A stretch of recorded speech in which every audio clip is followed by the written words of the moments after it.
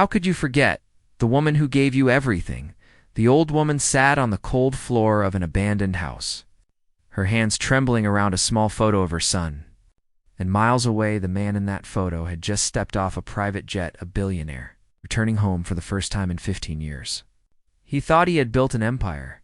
He had no idea what he had lost. A man doesn't expect the ground beneath his memories to collapse, but that is exactly what happened the moment Adrian Hale stepped back into the town where he was born. The driver opened the door of the black car, and Adrian stepped out, slowly adjusting the sleeve of his simple coat.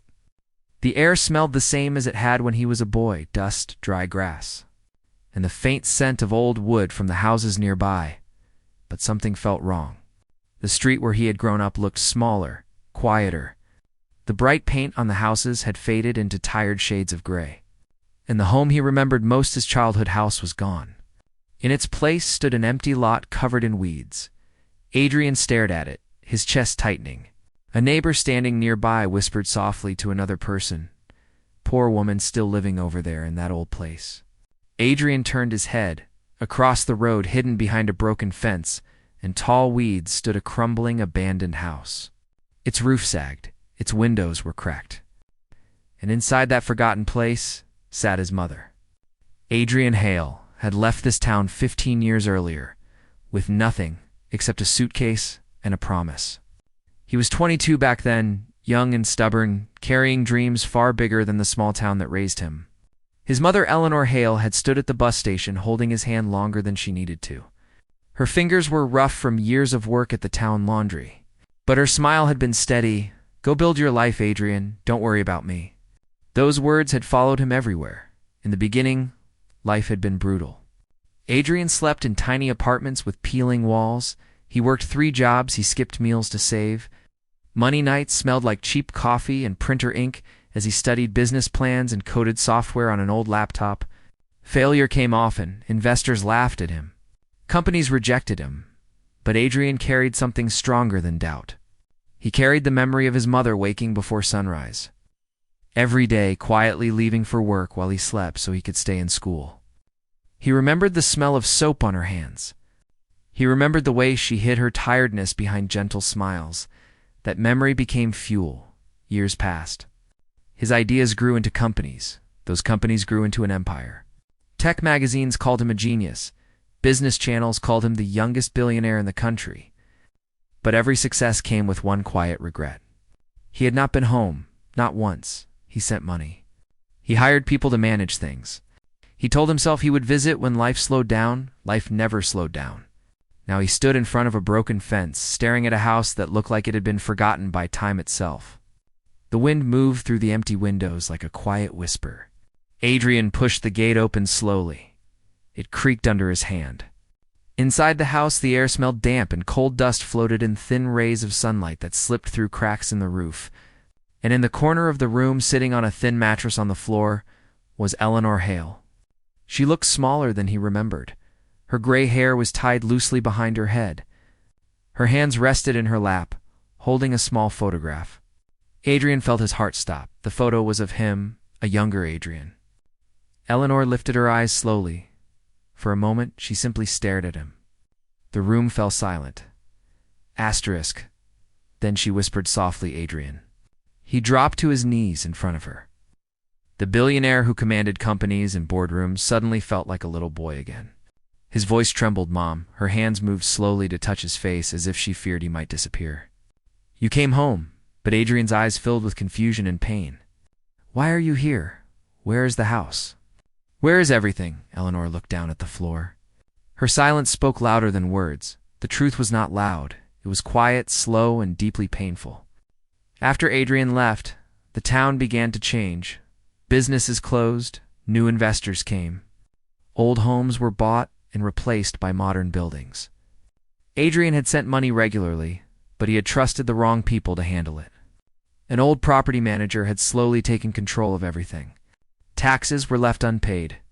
Documents were signed without Eleanor understanding them. And one day the house she had lived in for 30 years was no longer hers. She did not complain. She did not call Adrian. Instead, she quietly moved into the only place she could find, this abandoned house. Neighbors offered help, But Eleanor refused. My son is building his future. I will not become a burden to him. The town slowly grew used to the sight of the gentle old woman walking with small grocery bags and a soft smile. Many people knew who her son was.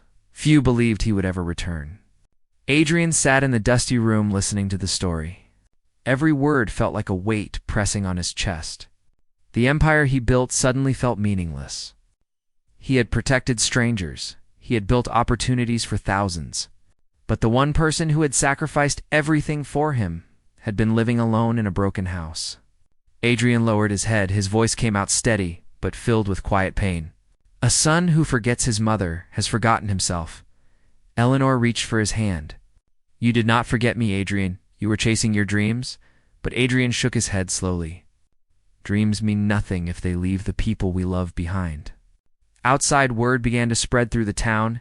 Adrian Hale had returned. And he was standing inside the abandoned house with his mother. People gathered quietly near the fence. Some watched with curiosity, others watched with guilt, because many of them had known Eleanor's situation. But life had moved on. Adrian stepped outside slowly.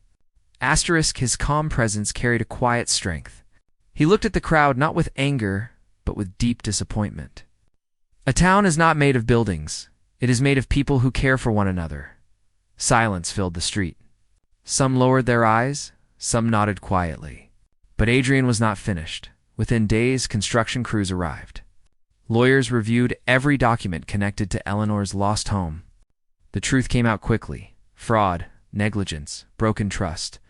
The people responsible faced consequences. But Adrian did not celebrate. Justice was not about revenge. It was about restoring dignity. Within weeks, the empty lot across the road transformed. A beautiful new home rose where the old one once stood. Wide windows, a garden filled with flowers, and a small wooden bench near the front door. Eleanor stood beside Adrian the day they finished, her eyes filled with quiet tears. You did not need to do all this, Adrian smiled gently. A home is not a luxury, it is the place where love rests. But the greatest surprise came next. Adrian did not leave. Instead, he announced something no one expected. He was investing in the town. New businesses, new schools, new jobs, and a foundation to support elderly residents who lived alone. During the opening ceremony of the community center, Adrian stood beside his mother. The crowd gathered quietly. He spoke calmly. Strength is not measured by money. It is measured by how we treat the people who once carried us when we were too small to stand. People in the crowd wiped their eyes. Eleanor squeezed his hand proudly. That evening, as the sun dipped behind the hills, Adrian sat beside his mother on the wooden bench outside their home. The air smelled like fresh grass and warm bread from a nearby bakery. The town felt alive again. Eleanor leaned her head gently on his shoulder. Adrian looked at the sky and spoke softly. Success without gratitude is just noise. But success with love becomes a legacy. Some stories are not about wealth. They are about remembering where we came from. Because sometimes the strongest heroes are not the ones who build empires. They are the quiet mothers who build the people who build them.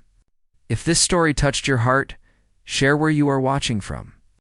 Tell us in the comments what respect for family means to you.